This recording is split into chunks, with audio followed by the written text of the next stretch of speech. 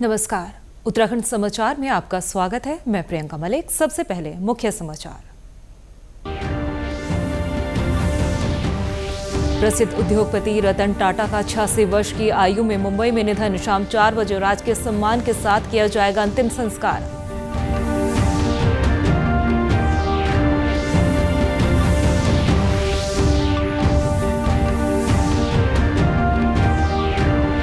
मुख्यमंत्री ने देहरादून अल्मोड़ा हेलीकॉप्टर सेवा का किया शुभारंभ। सहस्त्रधारा हेलीपोर्ट पर बने पैसेंजर्स टर्मिनल भवन का किया लोकार्पण।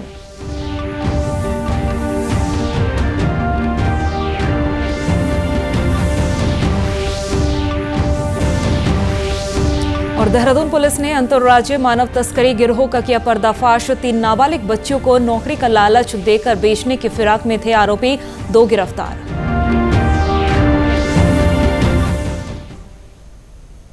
अब समाचार विस्तार से।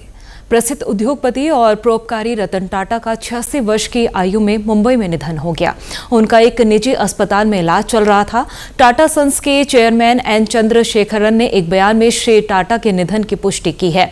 श्री टाटा 1962 में टाटा समूह में शामिल हुए। समूह की विभिन्न कंपनियों में सेवा के बाद उन्हें 1971 में national radio and electronics company limited का प्रभारी निदेशक नियुक्त किया गया। वे 1991 से 28 दिसंबर 2012 को अपनी सेवानिवृत्ति तक टाटा समूह की होल्डिंग कंपनी टाटा सन्स के अध्यक्ष थे। 29 दिसंबर 2012 को श्री रतन टाटा को Tata Sons, Tata Industries, Tata Motors, Tata Steel और टाटा केमिकल्स के चेयरमैन एरेटिक्स की मानद उपाधि से सम्मानित किया गया था।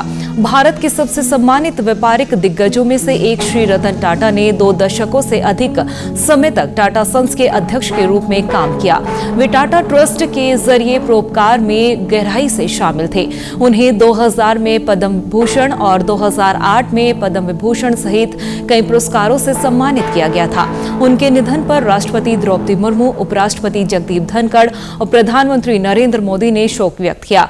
वहीं प्रदेश के मुख्यमंत्री पुष्कर सिंह धामी ने भी श्री रतन टाटा के निधन पर शोक व्यक्त किया। मुख्यमंत्री पुष्कर सिंह धामी ने कहा कि देश की औद्योगिक प्रगति और सामाजिक विकास के लिए उन्होंने अपना संपूर्ण जीवन समर्पित किया। उनका दृष्टिकोण, समर्पण और व्यावसायिक कुशलता न केवल टाटा समूह को नई ऊंचाइयों तक ले गई, बल्कि राष्ट्र के विकास में भी महत्वपूर्ण भूमिका निर्वहन किया।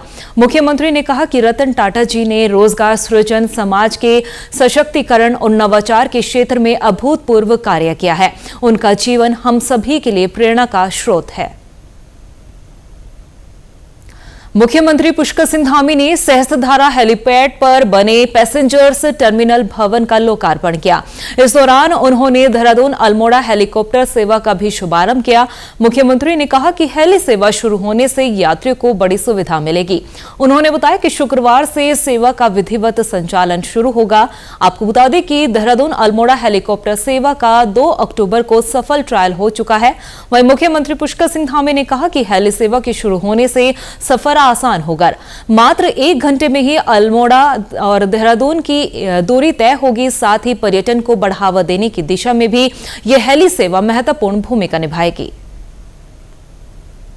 हमारी जो मातृशक्ति अनेक प्रकार से जो आज स्थानीय उत्पाद बना रही है, उन उत्पादों को भी आज देश दुनिया के अंदर पहचान मिलेगी। बेहतर कनेक्टिविटी के साथ ही सबके जीवन में एक बेहतर बदलाव लाने का काम ये सेवा करेगी।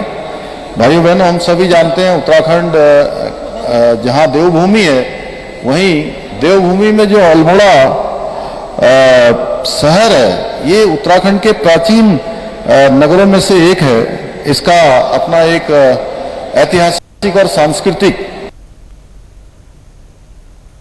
मुख्यमंत्री पुष्कर सिंह धामी ने केंद्रीय वाणिज्य एवं उद्योग मंत्रालय के सचिव सुनील बर्तवाल से मुलाकात की। मुख्यमंत्री ने कहा कि उत्तराखंड के कृषि उत्पादों के निर्यात का केंद्र बनाने के लिए राज्य सरकार कई योजनाओं पर काम कर रही है।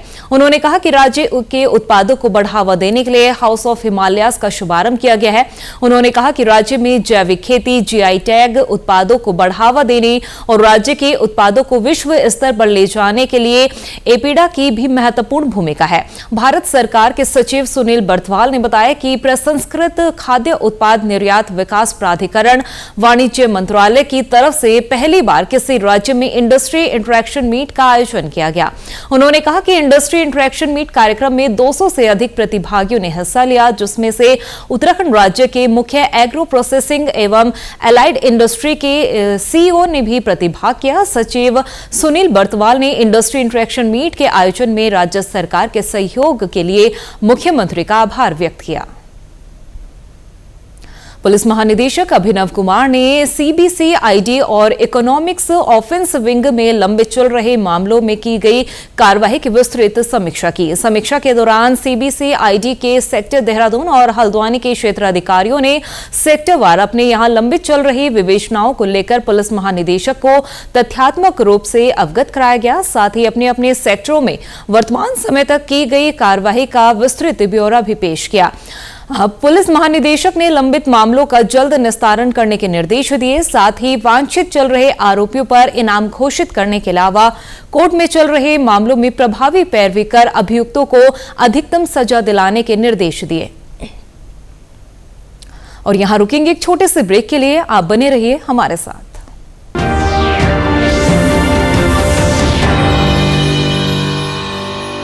क्या आप भी इंग्लिश सीखना चाहते हैं, फर्राटेदार इंग्लिश बोलना चाहते हैं, अच्छे अंग्रेजी के मुहावरों के साथ साथ आम बोलचाल में भी अंग्रेजी का प्रयोग करना चाहते हैं? तो चाहे आप विद्यार्थी हैं, वर्किंग प्रोफेशनल या house maker, we are here to make your communication skills way better. संपर्क करें doctor Kanchan Negi, founder a brilliant English international institute, Dehradun.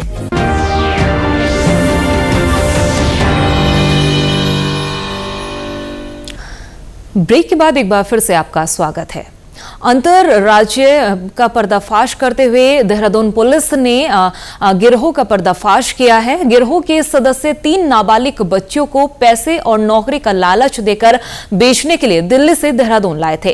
Police को सूचना मिली थी कि 3 नाबालिग बच्चियां आईएसबीटी क्षेत्र में संदिग्ध अवस्था में घूम रही हैं और किसी व्यक्ति के जरिए उन्हें खरीद फरोख्त के लिए देहरादून लाने की बात बता रही है। पुलिस तीनों बच्चियों को चौकी लेकर आई। इसके बाद पुलिस ने एंटी ह्यूमन ट्रैफिकिंग यूनिट और चाइल्ड लाइन की टीम को भी चौकी बुलाया। टीम ने तीनों नाबालिग बच्चों से जरूरी जानकारी हासिल की, जिसके बाद छापेमारी कर एक महिला समेत दोनों आरोपियों को फ्लैट से गिरफ्तार किया गया। गिरफ्तार किए गए आरोपियों के खिलाफ कोतवाली पटेल नगर में मानव तस्करी का मामला दर्ज कर लिया गया है और पुलिस टीम अन्य राज्यों में भी जांच कर रही है ताकि गिरोह के दूसरे सदस्यों को भी गिरफ्तार किया जा सके।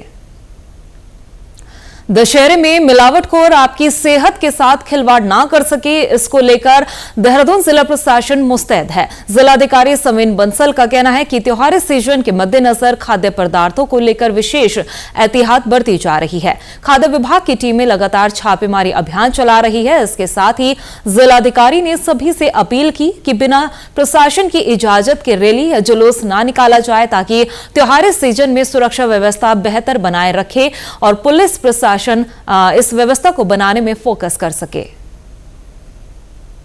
कि दशहरे में पहला तो हमारा जो फूड प्रोडक्ट्स हैं उनकी सेफ्टी को लेके विशेष प्रिकॉशंस बरती जाती हैं। तो फूड सेफ्टी डिपार्टमेंट को निर्देशित किया गया है कि जो प्रमुख पॉइंट्स हैं, ट्रेडिंग पॉइंट्स हैं, ट्रंक रूट्स हैं, जहाँ से हमारा ये रॉ मटेरियल का आवागमन होता है, वहाँ पर नज़र बनाए रखने के लिए कहा गया है। इसी तरह से हमारी जॉइंट टीम्स जो हमने बनाई हैं एसडीएम, पुलिस और फूड सेफ्टी की, वो भी जगह जगह छापेमारी अभियान का कार्यक्रम जारी रखेंगी। सेकेंडली लॉ एंड ऑर्डर और सेफ्टी। तो लॉ एंड ऑर्डर को लेके सबसे अपील भी की जा रही है कि विदाउट परमिशन कहीं पे भी कोई जुलूस, कोई कांग्रीगेशन, कोई प्रोसेशन ना किया जाए।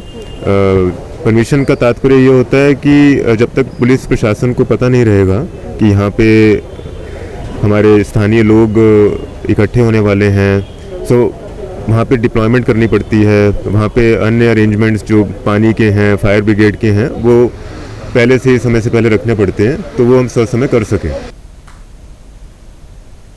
और इसके साथ अभी तक के समाचार समाप्त हुए। दूरदर्शन समाचारों से जुड़े रहें। मिलते हैं फिर शाम 5 बजे के बुलेटिन में। नमस्कार।